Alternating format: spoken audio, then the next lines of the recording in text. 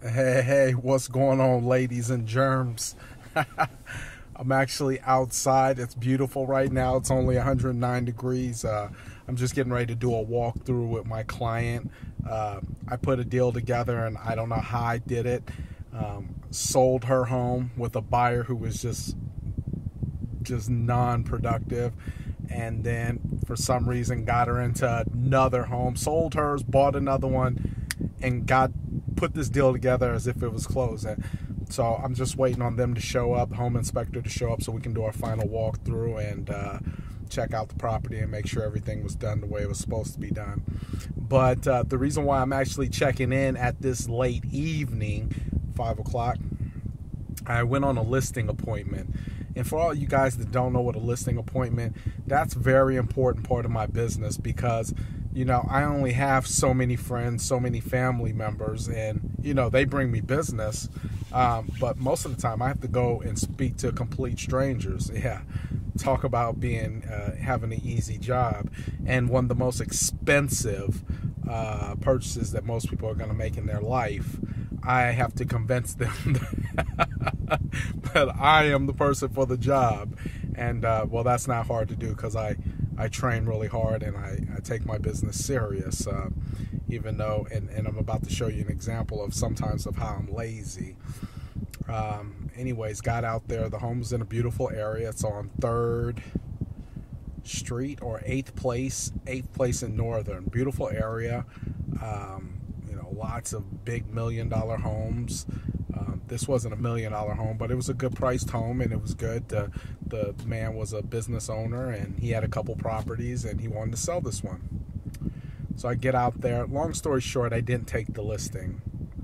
Matter of fact, I didn't even get a chance to present the listing, and I had just picked up this. Let me show it to you. I had just picked up this really nice presentation folder. I mean, this is top of the line. It just came out. Presentation folder, and I didn't even get to present. Got there, showed up, got there early, delivered him a listing packet yesterday, asked him to review it before I got there, and I didn't even get to present. As soon as he pulled up, I was sitting there, and he says, you know, I got a lot of realtors calling me. I don't have time to deal with this right now. If you want to take a look around the house, go ahead and take a look around the house. Outside that, I don't have time for a presentation. Obviously, I'm a little bit stunned because when you go on a listing presentation, it's like a football game, or it's like any type of event where you have to compete or you have to perform. You mentally get yourself in the mindset of what you're going to be doing. You think about how you're going to present. You think about taking the listing. You think about getting the listing signed. You put yourself into all these peak states of mind to get done. So when he says, I'm not going to sign, I say, I look at him like, but I let him know before I left. I said, you know, and I said very seriously, I said, you can count on me bothering you almost every day until I get this listing signed. He just kind of laughed and shrugged it off, but I was dead serious. But I drove away, and I was driving around, and because I love that area down there, and I was really thinking it's hard for me to get down on myself.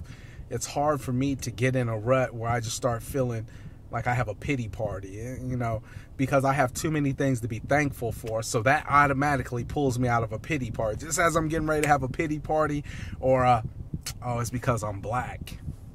Just as I get ready to have one of those, because black has nothing to do with it. People care about if you're going to make them enough money, or, you know, how you're going to perform. So when you try to play the race card, that's just a ploy. That's just something you're trying to do to get yourself out of it. So I tried it real quick. It didn't work. So then I tried another little mental trick and said, man, he didn't even give me a shot. But you know what? As fast as I bounce back from things, when I bounce back, it gives me an opportunity to really evaluate and look at my part in it. And what I really came to the conclusion was, now I showed up early. I had all the information ready, sent to him ahead of time. Like, I had this guy locked and loaded, ready to pow. And I really had to kind of put everything in perspective. I've blown off a lot more deals than, hell, I've probably blown off more deals than most people can do. And that just kind of put everything in perspective, because you got to kind of be thankful for what you get, because when something doesn't go your way, it's easy to fall back and play victim, but that's just, it doesn't help anything. So when I put everything in perspective, it really said, Jermaine, if you had took those other listings that you had an opportunity at when people were calling you, or when they said follow up with me in a week or two, or get me the listing packet and I'll sign it, and you didn't do it, well, imagine if you had 20, 30 deals going, all at the rate of $5,000 a deal, right? Imagine you're closing 50,000, 60,000, 70,000, 100,000. I mean, one guy I know, his goal is to close $1 million in commission every month. He's got a $12 million goal a year. It's possible if you want to push yourself. So really, before I started having a pity party, I got on the phone with Ricky, and she said, aren't you supposed to be in your appointment? And I said, well, that's done. I explained to her what happened, and she was getting ready to get on the pity party with me. And then I said, nah. I said, because you remember those appointments I blew off, or the deals that I didn't follow through with, or maybe even some of the stuff I didn't give my all to? She said, yeah. I said, imagine if I had really followed through with all those deals. Would I care about this one? She said, probably not. I said, yeah. So see how that came right back to me? If you got 50 deals in the pipeline, do you care about one falling through? No, because your averages are up. But when your averages are down and one deal falls through, it seems like everything. I used to know a lot of people who over $5, $10. Now, if you owe me $5 or $10, I want my $5 or $10. Don't get me wrong. But some people, they take it to an extreme because that was their only $5 or $10. Not because they couldn't earn anymore, just because they didn't want to get their ass up and go do it. So they much rather fight over the $5 or $10, and by the time they get it, it's reduced to pennies. The moral of the story is that I learned something because I have to go to people I don't know, I didn't know this man. Walk into his house, I gotta perform for him to let him know, I'm the person for the job. That's hard enough. And then not get it, or not even get the chance to perform, that's rough.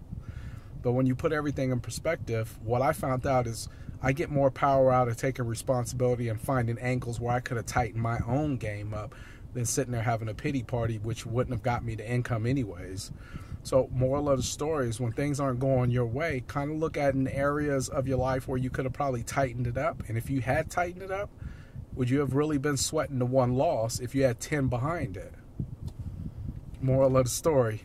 I told my wife, I said, the Wayans brothers, or I think it was the Wayans brothers, when they used to do movies, and all throughout their movies, if they were trying to say something to get you to kind of recognize or understand that there was a moral to the story, they would interject, I forgot the word that they would interject, but basically it'd be like, listen. So I'm basically just saying, listen.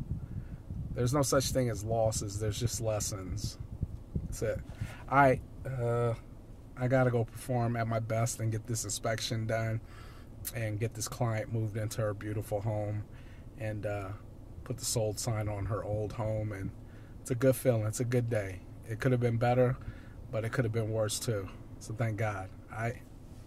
Peace.